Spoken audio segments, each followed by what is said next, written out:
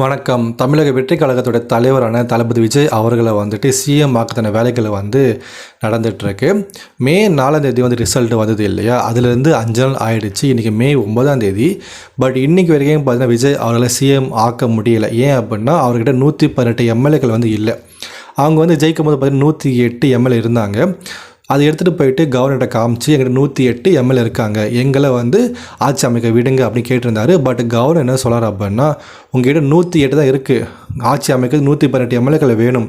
So 118 MLA கூட்டிகிட்டு வாங்கன்னு சொல்லி அவர் அமுச்சு விட்டுட்டாங்க. ஸோ விஜய் அவர்கள் யோசிச்சுட்டு இருக்கும்போது காங்கிரஸ் பார்ட்டி வந்தாங்க, திமுக கிட்டேருந்து பிரிஞ்சு வந்துட்டு விஜய் அவர்கள் ஆதரவு கொடுத்துருந்தாங்க. 5 எம்எல்ஏ கொடுத்துருந்தாங்க. இப்போ அந்த 5 எம்எல்ஏ எடுத்துக்கிட்டு அவங்க 108 இருக்காங்க, 112 எம்எல்ஏ எடுத்துகிட்டு போயிட்டு காமிச்சாங்க. கவர்னர்கிட்ட காமிக்கும் போது 112 பார்த்தா அது 118 கொண்டு வாங்க சொல்லி அதை திரும்ப அனுப்பி விட்டுட்டு கவர்னர் அறிக்கை விட்டுருந்தார். இந்த மாதிரி 118 எம்எல்ஏ இல்லாதனால அனுப்பிட்டோம் சொல்லி கவர்னர் சொல்லியிருந்தார். இப்போ விஜய் யோசிச்சுட்டு இருக்காரு.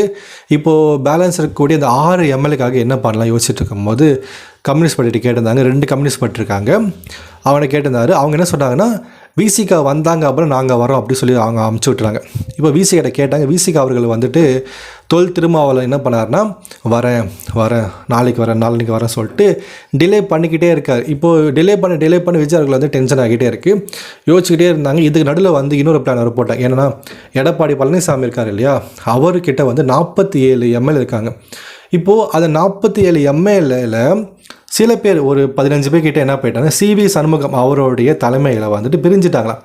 பிரிஞ்சுட்டு அவங்க பாண்டிச்சேரிக்கு போயிட்டுருக்காங்க சொன்னாங்க.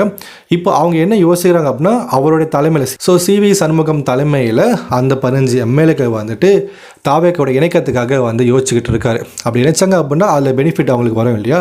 பட் எடப்பாடி பழனிசாமி என்ன யோசிச்சாரு அப்படின்னா, இவங்கள பிரிஞ்சு போகக்கூடாது, நம்ம சிஎம் ஆகணும், அதாவது எடப்பாடி பழனிசாமி சிஎம் ஆகணும் ஆசைப்பட்டிருக்காரு. அதுக்காக திமுக பேசிக்கிட்டு உங்களுடைய அந்த 59 ப்ளஸ் நிறைய கட்சிகள் இருக்காங்க இல்லையா, அவங்களுடைய எல்லா எம்எல்ஏ சப்போர்ட் பண்ணாங்க அப்படின்னா எடப்பாடி பழனிசாமி அவர்களும் சிஎம் ஆக முடியும் பாஜகவுடைய சப்போர்ட் மூலியமாக. இது நியூஸ் ஸ்ப்ரெட் ஆக ஆரம்பிச்சிச்சு. இதை பற்றி உதயநிதி ஸ்டாலின் அவர்கிட்ட கேட்கும்போது அவர் எதுவுமே சொல்லாமல் அமைதியாக போயிட்டார். நிறைய பேர் ஆதரவு கொடுக்குற சொல்லியிருந்தாங்க, நிறைய பேர் எதுக்கும் செஞ்சாங்க. இந்த மாதிரி நாங்கள் எதுக்கு அவங்களுக்கு சிஎம் ஆக ஹெல்ப் பண்ணோம் அப்படின்னு சொல்லி நிறைய பேசியிருந்தாங்க. இப்போ இங்கே தான் பிரச்சனை ஆரம்பிக்குது. என்னென்னா, இந்த கம்யூனிஸ்ட் பார்ட்டிக்காங்க இல்லையா, அவங்க திமுக கூட தான் ஜாயின் இருக்காங்க. இப்போது எடப்பாடி பழனிசாமி சிஎம் ஆகணுமா கூட இந்த கம்யூனிஸ்ட் பார்ட்டி சப்போர்ட் பண்ண தான் முடியும். பட் கம்யூனிஸ்ட் பார்ட்டிக்கும் பாஜகவுக்கும் ஆகாது போல் எந்த பிரச்சனையும் எனக்கு தெரியாது. ஸோ அவங்கள சிஎம் ஆக்கணும் அப்படின்னா கம்யூனிஸ்ட் பார்ட்டி ஒத்துக்க மாட்டேன்னு சொல்லிட்டு திமுக அவங்க வெளியே வரல. திமுகவுக்கு அவங்க சப்போர்ட் பண்ணாமல் அவங்க சப்போர்ட்டை தாவேக்காவுக்கு கொடுத்துட்டாங்க. ஓகேங்களா. எடப்பாடி பழனிசாமி அவர்களை சிஎம் ஆக்க போகிறோன்னு திமுக முடிவு பண்ணனால மட்டும்தான் கம்யூனிஸ்ட் பார்ட்டி வெளியே வந்துட்டாங்க. ஓகே, அவங்களோட 4 எம்எல்ஏ இப்போ தாவேக்காகிட்ட கொடுத்துருக்காங்க. ஸோ இதை கம்யூனிஸ்ட் பார்ட்டியில் கூட ஒருத்தர் சொல்லியிருக்காரு, இந்த மாதிரி அதிமுகவுக்கு சப்போர்ட் பண்ண சொல்லி திமுக சொன்னாங்க, அதனால் நாங்கள் வெளியே எங்கள் ஆதரவு தாவேக்கா கொடுக்குறோம்னு சொல்லியிருந்தாங்க. இப்போ தாவேக்காவுக்கு இன்னும் 2 எம்எல்ஏ தேவைப்படுறாங்க. இப்போ இந்த 2 எம்எல்ஏக்காக திரும்ப விசிகிட்ட போகிறாங்க. பட் விசிகா ஓகே சொல்கிறதுக்கு முன்னாடியே திரும்ப கவர்னர்கிட்ட போயிருக்காங்க. கவர்னர்கிட்ட போயிட்டு இந்த மாதிரி 118 எம்எல்ஏ சொல்லிட்டாங்க. இன்றைக்கி மே 9ஆம் பார்த்தீங்கன்னா விஜய் அவர்கள் சிஎம் ஆக வேண்டியது. நேற்றே திரும்ப அவர்களை ஓகே சொல்லியிருந்தாருன்னா இன்றைக்கி விஜய் சிஎம் ஆகியிருப்பார். ஓகேங்களா. பட் அதை டிலே பண்ணிட்டாங்க, இன்றைக்கி ஆக முடியல. இதுக்கு நடுவில் பார்த்தீங்கன்னா நேற்று நைட்டு மே 8ஆம் என்ன ஆயிடுச்சுன்னா, அம்மா மக்கள் முன்னேற்ற கழகம் இருக்காங்களே, டிடிவி தினகரன் கட்சி இருக்காங்க இல்லையா, அவங்கள ஒரே ஒரு எம்எல்ஏ வச்சுருக்காங்க. அவர் அவர் பேர் காமராஜ். ஸோ இந்த காமராஜ் என்ன பண்ணிக்கார் அப்படின்னா, விஜய் அவர்களை மீட் பண்ணி அவருடைய ஆதரவு கொடுத்துட்டு அந்த எம்எல்ஏக்கான ஃபார்ம் ஒன்று இருக்கும், அந்த கையெழுத்து போட்டுட்டு என்னுடைய சப்போர்ட் டிவிக்கு தான் சப்போர்ட்டும் கொடுத்துட்டு அவர் போயிட்டார். இப்போ என்ன ஆயிடுச்சு அப்படின்னா, நைட்டாக தினகரன் என்னுடைய எம்எல்ஏவை என்னுடைய அனுமதி இல்லாமலேயே அவங்க கூட்டிகிட்டு போயிட்டாங்க. இல்லை, அவருடைய அனுமதி இல்லாமலே, காமராஜோட அனுமதி இல்லாமலே அவருடைய கையெழுத்தை போட்டு ஃபோர்ஜரி பண்ணியிருக்காங்க அப்படின்னு தாவேக்கா மேலே டிடிவி தினகரன் குற்றச்சாட்டு வச்சிருக்காரு. அதுவும் கவர்னர்கிட்டே வச்சிருக்காரு. இதனால் கவர்னர் கொஞ்சம் யோசிக்க ஆரம்பிச்சிட்டார். ஒருவேளை டிவிக்கு பிரச்சனை பண்ணுறாங்க போல், குதிரை பேரம் பண்ணுறாங்க போல், அதை காசை கொடுத்து எம்எல்ஏ வாங்குறாங்க போல் டவுட் வந்துடுச்சு கவர்னருக்கு. அப்போ என்ன சொல்லியிருந்தாருன்னா, என்னோட எம்எல்ஏ வந்து தேடி பாரு காணாமல் போயிட்டாரு, ஃபோன் பண்ணி பார்க்க எடுக்க மாட்டார், நாட் ரீச்சபிள் இருக்காரு சொல்லிட்டாரு.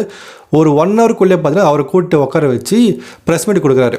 என்ன ப்ரெஸ் மீட் கொடுக்குறாரு அப்படின்னா, இவர் வந்து பாண்டிச்சேரியில் இருந்தார், இவருடைய ஒப்புதல் இல்லாமலேயே இவருடைய கையெழுத்தை வந்து ஃபோர்ஜரி பண்ணிக்காதா டிடி விதங்க சொல்லியிருக்காரு.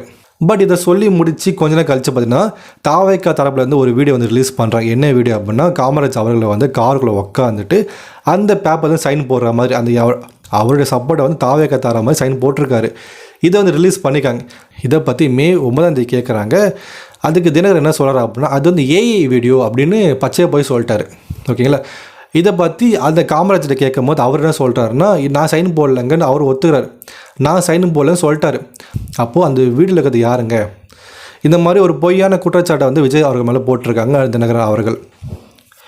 ஓகே, இது ஓரமாக வைங்க.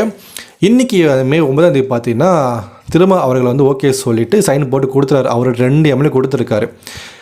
ஓகே, பட் அவர் வந்து ஏன் டிலே பண்ணார் அப்படின்னா, மேபி நிறைய எதிர்பார்த்துருக்கலாம். அது இல்லாமல் பார்த்தீங்கன்னா அவர் வந்து டெப்புட்டி சிஎம் வந்து கேட்குறாரு. அதாவது 2 எம்எல்ஏ வச்சுக்கிட்டு டெப்புட்டி சிஎம் வந்து கேட்குறாராம். ஓகே, அவர் கேட்கலாம், டிமாண்ட் பார்த்து இதுக்கு தான் வந்து தலைவலி. ஒரு 2-3 பேருக்கு கட்சியிட போயிட்டு கேட்டிங்க அப்படின்னா, எனக்கு வந்து ஒரு எம்பி சீட்டு கொடுங்க, எனக்கு அதை கொடுங்க, இதை கொடுங்க, காசு கொடுங்க, எனக்கு வந்து டெப்புட்டி சிஎம் கொடுங்கன்னு அவங்க வந்து டிமாண்ட் பண்ண ஆரம்பிச்சிருவாங்க. ஸோ இப்போவே டிமாண்ட் பண்ணுறவங்க நாளைக்கு ஆட்சி அமைஞ்சு போகும்போது என்னெல்லாம் டிமாண்ட் பண்ணுவாங்கன்னு எதிர்பார்த்துக்கோங்க. அது மட்டும் இல்லாமல் விஜய் அவர்கள் 2 தொகுதி ஜெயிச்சிருக்காரு. ஒன்று பெரம்பூர், இன்னொன்று திருச்சி கிழக்கு. அதில் வந்து பெரம்பூர் ரிசைன் பண்ணிவிட்டு ஏண்ட கொடுங்கன்னு திருமாவளவன் கேட்டிருக்காராம். அது மட்டும் இல்லாமல் டெப்புட்டி சிஎம் கேட்டிருக்காரு. ஓகே, அதெல்லாம் விட்டுருங்க. இன்றைக்கி காலையில் வந்துட்டு திருமாவளவன் அவருடைய ஆஃபீஸுக்கு வந்துட்டு 2-3 சோஃபா வந்து உள்ளே இறங்கியிருக்கு. எல்லாம் புது சோஃபா. இந்த சோஃபா வச்சு ஒரு கதை ஒன்று காட்டுறாங்க. அதாவது இந்த புஷ்பா படத்தில் பார்த்தீங்கன்னா அந்த சோஃபாக்குள்ளே நிறைய காசு அடுக்கி கொடுத்துருப்பாங்க இல்லையா, அது மாதிரி அந்த சோஃபாக்குள்ளே நிறைய காசு அடுக்கி விஜய் அவர்கள் கொடுத்துருக்காரு.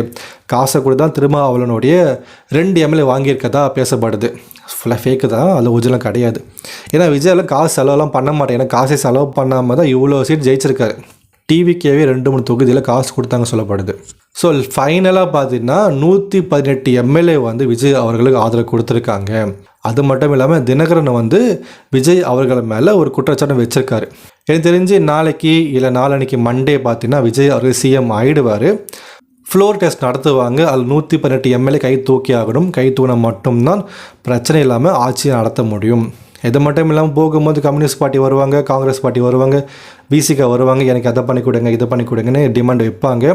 அப்படி பண்ண முடியாமல் போனால் அப்படின்னா நாங்கள் வெளியே போயிடுவோம் அப்படி மிரட்ட ஆரம்பிப்பாங்க. இப்போ சிஎம் ஆகிட்டு அப்புறமேட்டு பார்த்தீங்கன்னா கண்டிப்பாக என்ன பண்ண சும்மா இருக்காமல் அதிமுகலேருந்து சிவி சண்முகம் தலைமையில் கூடிய அந்த எம்எல்ஏக்களை வந்து தாவேக்களை இணைக்கிறதான வேலைகள் கண்டிப்பாக அவர் பார்க்கணும். அப்படி பார்த்தா மட்டும்தான் விசிகா போனாலும் பரவாயில்ல, காங்கிரஸ் போனாலும் பரவாயில்ல, கம்யூனிஸ்ட் பார்ட்டி போனால் கூட பரவாயில்ல, எங்ககிட்ட 15 எம்எல்ஏ எக்ஸ்ட்ராவாக இருக்காங்கன்ற தைரியத்தோடு அங்கே இருக்க முடியும். கண்டிப்பாக அப்படி லேசாக விட்டக்கூடாது. 118 மட்டும் இருக்கக்கூடாது, எம்எல்ஏவே இன்க்ரீஸ் பண்ணிக்கிட்டே இருக்கணும்னு நான் கேட்டுக்கிறேன். ஆட்சிக்கு வந்து அப்புறமேட்டு இந்த 2500 ஃப்ரீ பஸ்ஸு அது இதெல்லாம் டக்குன்னு பண்ண அவசியம் கிடையாது. ஆனால் ஒன்று பண்ணுவார். 9 லட்சம் கோடி பார்த்தீங்கன்னா கடனில் இருக்குதான். ஒரு நாளைக்கு 100 கோடிக்கு மேலே வட்டி காட்டுறாங்களாம். 100 கோடி வட்டி காட்டுறாங்களா தமிழ்நாடு மட்டுமே. ஸோ அந்த 9 லட்சம் கோடியை கொஞ்சம் கொஞ்சமாக அடைச்சிட்டு இவர் ஆட்சிக்கு வரத்துக்கு முன்னாடி திமுக வந்து இதெல்லாம் பண்ணுறாங்க, ஆசிரியர்களை வந்து நிறைய காலி இடங்கள் இருக்குது, அதை நிரப்பாமல் இருக்காங்க, துப்புரவு பணியாளர்களை வந்து வேலையை நிரந்தரம் பண்ணாமல் இருக்காங்க, நிறைய கவர்மெண்ட் வேலை காலியாக இருக்குது, அங்கே வந்து ஆள் நிரப்பாமல் இருக்காங்க, இந்த மாதிரி நிறைய குற்றச்சாட்டு வச்சார் இல்லையா.